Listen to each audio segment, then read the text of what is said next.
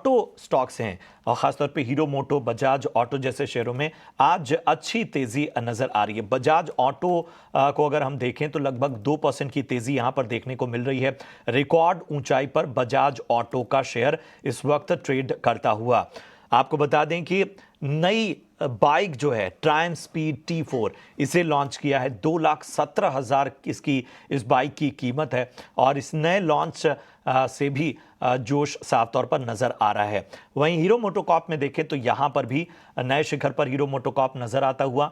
लगभग 3% की तेजी यहां पर, तो 2% तेज नए शिखर पर बजाज ऑटो, हीरो मोटोकॉर्प ये भी नए शिखर पर 3% की तेजी और नए लॉन्च की बात। ओशो आपके पास आना चाहेंगे, बताइए क्या राय बन रही है आपकी? सबसे पहले बजाज ऑटो में देखें तो काफी स्ट्रांग मूवमेंट है। पूरे साल में अगर हम देख रहे हैं तो 75% से ज्यादा का रिटर्न्स बजाज ऑटो के शेयर ने दिखाया है। टेक्निकली नो डाउट दोनों ही काउंटर ओवरबॉट टेरिटरी पे हैं, स्ट्रेच हैं दोनों वैल्यूएशन के पर्सपेक्टिव पे, बट जिस हिसाब का इनका मूवमेंट है एक्सपेक्टेड रहेगा कि मोमेंटम कंटिन्यू हो सकता है हायर लेवल्स पे। इमीडिएट बेसिस पे अगर देखा जाए तो 11,600 और 11,400 सपोर्ट के तौर पे देखने को मिलेगा बजाज ऑटो में। एंड जब तक मोमेंटम परसिस्ट कर रहा है तब तक हमें अपने पोजीशंस या अपने प्रॉफिट्स को ट्रेल करते रहना चाहिए स्टॉप लॉसेस एडवांसमेंट के साथ। वहीं हीरो मोटो में देखें तो आज हीरो मोटो में फ्रेश ब्रेकआउट आया है, तो हीरो मोटो में मेरा ज्यादा यहां से एक्सपेक्टेशन रहेगा कि हायर लेवल्स पे मूवमेंट दिखा सकता है। इमीडिएट बेसिस पे 6,000 का पहला पड़ाव है, 6,000 क्रॉस करते 6,200 तक के टारगेट्स हमें हीरो मोटो में देखने को मिल सकते हैं। सो दोनों ही काउंटर अच्छा है, बट हीरो मोटो में हायर लेवल्स पे 6,200 के टारगेट नजर आ रहे हैं। बजाज ऑटो में अभी एज सच कोई हायर लेवल्स पे टेक्निकल टारगेट्स नहीं दिखाई दे रहा है, बट मोमेंटम काफी स्ट्रांग है, तो अपने पोजीशंस को बनाए रखने की सलाह बनेगी एंड स्टॉप लॉसेस को हायर लेवल्स पे ट्रेल करते जाए। पीएसयू बैंकिंग स्टॉक्स पर भी नजर डाल लेते हैं। यहाँ पर थोड़ी सी कमजोरी पिछले कुछ दिनों से दिखी है और आज भी कंटिन्यू होती हुई नजर आई। इंडियन ओवरसीज बैंक की बात करें तो यहाँ पर गिरावट है। पंजाब एंड सिंध बैंक और पंजाब नेशनल बैंक, इन तीनों स्टॉक्स में आज के ट्रेडिंग सेशन में थोड़ी सी गिरावट दिखी है। ओशो आपसे पूछना चाहूंगी, इन पीएसयू बैंकिंग स्टॉक्स पर आपकी क्या राय रहेगी? बैंक्स में अभी भी थोड़ा सा साइडवेज ही मूवमेंट देखने को मिल रहा है। मेजॉरिटी काउंटर्स जिसके आपने नाम लिए, पीएनबी, आईओबी, ये दोनों ही काउंटर अपने 200 डे एसएमए के नीचे ट्रेड कर रहा है। तो पीएसयू बैंक्स में अभी थोड़ा सा वेट एंड वॉच का सिलसिला जारी है। जैसे ही अपने 200 डे एसएमए के ऊपर आता है तब हमें यहाँ से थोड़ा ट्रैक्शन देखने को मिलेगा। वहीं private sector banks and financials में काफी स्ट्रांग खरीदारी देखने को मिल रही है। सो पीएसयू से थोड़ा साइडलाइंस मेंटेन करना चाहिए। ट्रैक्शन अभी आया नहीं है, बट कुछ दिनों में एक्सपेक्टेड रहेगा। जिस हिसाब से तेजी है कि पीएसयू में भी तेजी आ सकती है, तो हमें वॉच में रखना चाहिए सारे काउंटर्स को। जैसे ही एक कॉन्क्रीट रिवर्सल देखने को मिलता है तो हमें बहुत अच्छा बाइंग अपॉर्चुनिटी देखने को मिल सकता है। आईटी इंडेक्स पर आपकी क्या राय बनेगी और कोफोर्ज पर इन पर्टिकुलर अपनी राय दीजिए। देखिए, आईटी में हम देख सकते हैं कि आज मिड कैप आईटी में मूवमेंट अच्छा है और यहाँ पे मुझे लगता है कि कंटिन्यू कर सकता है। हालांकि एक दिन वो चलता है, 2 दिन रेस्ट लेता है, फिर वो कंटिन्यू करता है वो मोमेंटम के साथ। कोफोर्ज की बात करें तो 7,000 के ऊपर एक अच्छा ब्रेकआउट आया है, कंटिन्यू कर रहा है। मुझे लगता है यहाँ से अगर इसको बाई करना है फ्रेश एंट्री के लिए तो 6,880 के लेवल के साथ छोटे स्टॉप लॉस के साथ बाई कर सकते हैं कोफोर्ज। कहीं ना कहीं टुवर्ड 7100 7130 टारगेट्स नजर आ रहा है। साइमल्टेनियसली यहाँ पे हमें लगता है कि LTIM, पर्सिस्टेंट, कोफोर्ज, ये 3 स्टॉक्स के स्ट्रक्चर चार्ट्स पे मिड कैप आईटी स्पेस में से काफी स्ट्रॉन्ग नजर आ रहा है। सो यही 3 यहाँ पे मुझे टॉप पिक्स रहते हुए नजर आ रहा है। बिल्कुल, तो ये राय है आईटी सेक्टर पर। इस बीच बाजार पर भी नजर डाल लेते हैं। केवल 9 से 10 अंक दूर, केवल 5 अंक दूर है अब हम रिकॉर्ड ऊंचाई पर। याद रखें कुछ दिन पहले ही हमने all time high levels touch किए थे और अब फिर से भारतीय बाजार रिकॉर्ड ऊंचाई पर पहुंचने की तैयारी कर रहे हैं।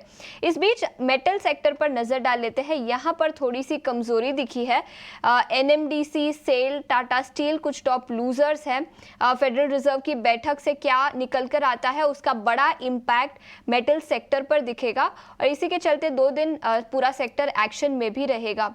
सुमित, आपसे पूछना चाहूंगी मेटल सेक्टर पर आपकी क्या राय रहेगी और इसी सेगमेंट से टॉप पिक्स कौन से रहेंगे? देखिए अभी भी यहाँ पे वेट एंड वॉच का थोड़ा सिनारियो रहेगा। मैं स्क्रिप्ट वाइज आपको एक एनालिसिस दे देता हूँ। जैसे टाटा स्टील हो गया सबसे पहले, तो अगर आप यहाँ पे देखेंगे तो एक डबल बॉटम का फॉर्मेशन हो चुका है। 148 का काफी एक स्ट्रॉन्ग रेजिस्टेंस है। आप 2 दिन से देखेंगे तो यहाँ पे स्टॉक अपने 200 मूविंग एवरेज के ऊपर सस्टेन का ट्राई कर रहा है, लेकिन अभी भी मैं यहाँ पे वेट करूंगा। 156 157 का जो जोन है वो एक स्ट्रॉन्ग रेजिस्टेंस है। तो अगर स्टॉक यहाँ पे सस्टेन कर रहा है तो ही एक बेस्ट और सेफ एंट्री काउंट होगी।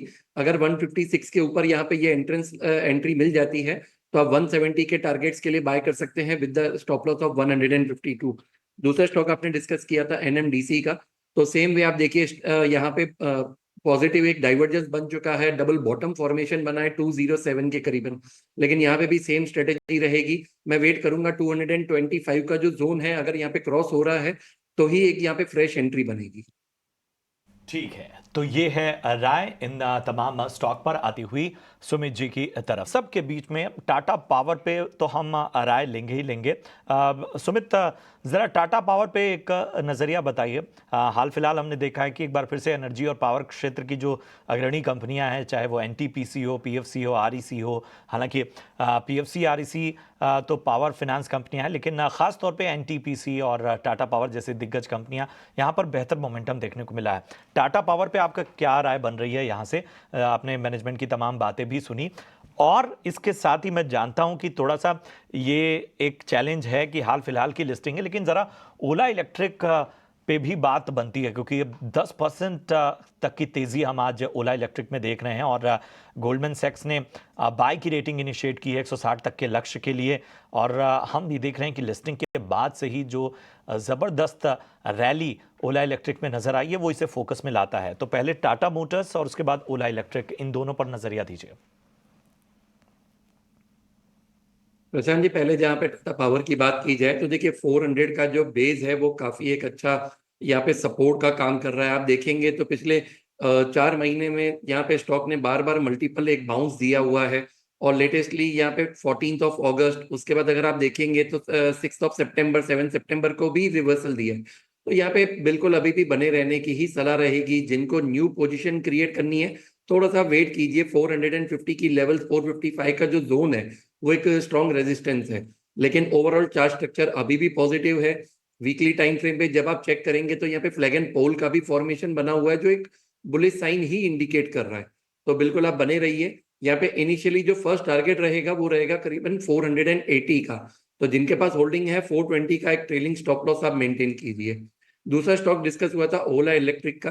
देखिए रिसेंटली लिस्टेड है, इसके लिए ज्यादातर टेक्निकल चार्ट अवेलेबल नहीं है, तो मैं यहाँ पे लोअर टाइम फ्रेम पे ट्रैक करना चाहूंगा। तो स्टॉक ने यहाँ पे जो फॉल दिया था उसके बाद एक आज 10% का बाउंस है। तो बिल्कुल 120 का जो जोन है, जो आज यहाँ पे अपर सर्किट है, अगर यहाँ पे सस्टेन कर रहा है तो एक ये यू बॉटम का कैंडिडेट बन सकता है। तो जिनके पास होल्डिंग है या फिर अगर किसी ने यहाँ पे फ्रेश बाइंग की है, आज का ही लो 110 का आप स्टॉप लॉस मेंटेन करके रखिए, और स्टॉप लॉस टारगेट आप मेंटेन करेंगे 140 का।